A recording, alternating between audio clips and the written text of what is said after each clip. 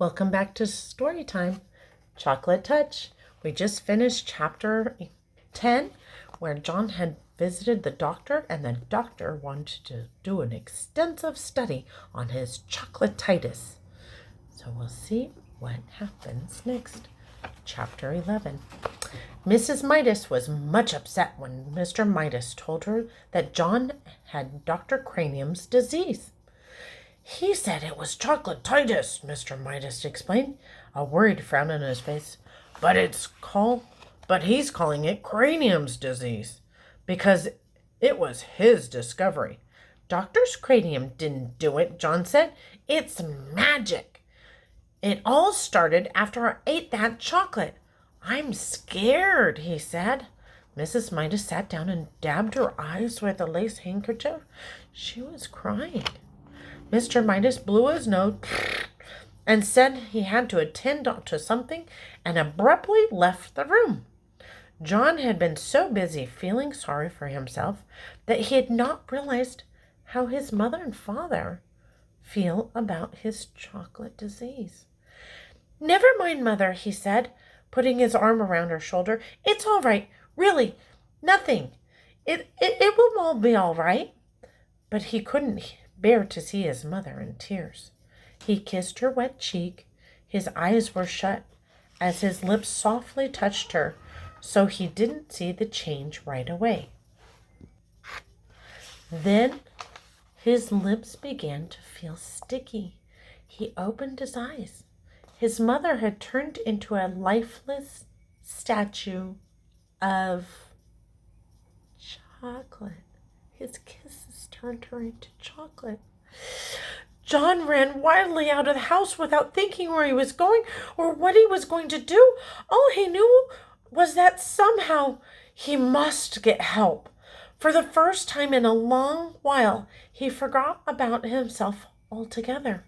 Now he didn't care about anything but bringing his mother back to life. Without quite knowing how he got there, John found himself at the corner where he had bought the chocolate box. The lot was no longer an untidy rubbish dump. The neat red brick building with 2 show windows was exactly where it had been the first place. But the display of candy he had previously seen in the windows was no longer there. In one window, John saw a chocolate trumpet, a chocolate pencil, and a silver dollar with a piece bitten out of it. In the other window, he saw a cafeteria tray littered with chocolate utensils and the remains of a chocolate lunch. Clearly, this place was the right one. Clearly, the proprietor must know a lot of John's hateful chocolate touch. John rushed into the store. They had all of his stuff. The proprietor was standing behind the counter, carefully polishing something small and round and flat and silver. I was just thinking of you, he said. John had no time to waste on pleasantries. Remember the old coin I found and you gave me this magic chocolate? He demanded. Without waiting for a reply, he babbled on. I ate it and I made everything that touches my mouth and turned into chocolate, and I kissed my mother and now she's chocolate and I've got to change her back. Easy now, muttered the storekeeper. Calm yourself. There was an expression of satisfaction in the old man's eyes. It's all your fault, John declared. If my mother isn't made better again, I'm fighting you till you're dead. Whoa, those are big words. My goodness, the storekeeper exclaimed. Whose fault did you say? Yours, John said. If you hadn't taken that money, I wouldn't have... Now, John, the storekeeper interrupted, I must insist on honesty. I'm glad to hear you're thinking about your mother for a change. Unselfishness is important, but honesty is also very important. If you'll be truthful, perhaps I can help you. John's ears reddened. Ooh, I think he's getting embarrassed. It was becoming unmistakably evident to John that he had only himself to blame for all his unhappiness. He looked straight into the storekeeper's eyes. "I'll do anything. I'll work for you all of my life." There he is. He's pleading to the storekeeper proprietor.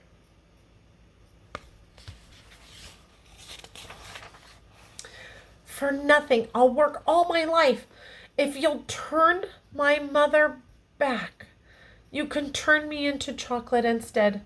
If you want, you..." The storekeeper apparently ignored John's offers.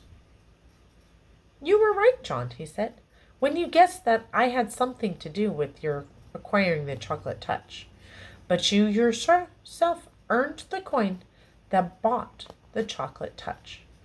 Only greedy people can even see that kind of money. Dr. Cranium was right, up until a point. I suppose that one could say that you had chocolatitis, but it was just an outward sign of selfishness." "My mother!" John remembered the storekeepers frantically. "My mother's turned into chocolate.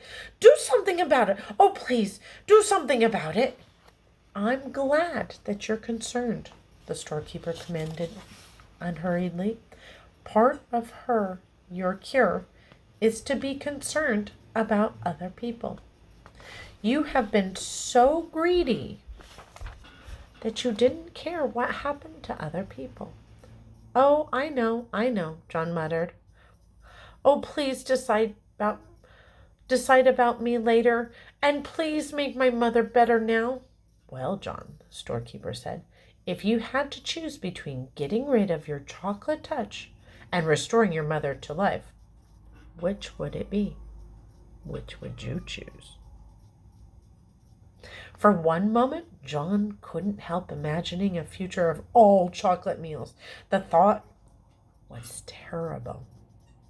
But then he thought of his mother, as she had been when he had left her, the motionless chocolate statue, unable to speak, her chocolate hand still holding her lace handkerchief. Without further hesitation, John said, "Help my mother." "Well, John," the storekeeper said, "I am going to give you another chance.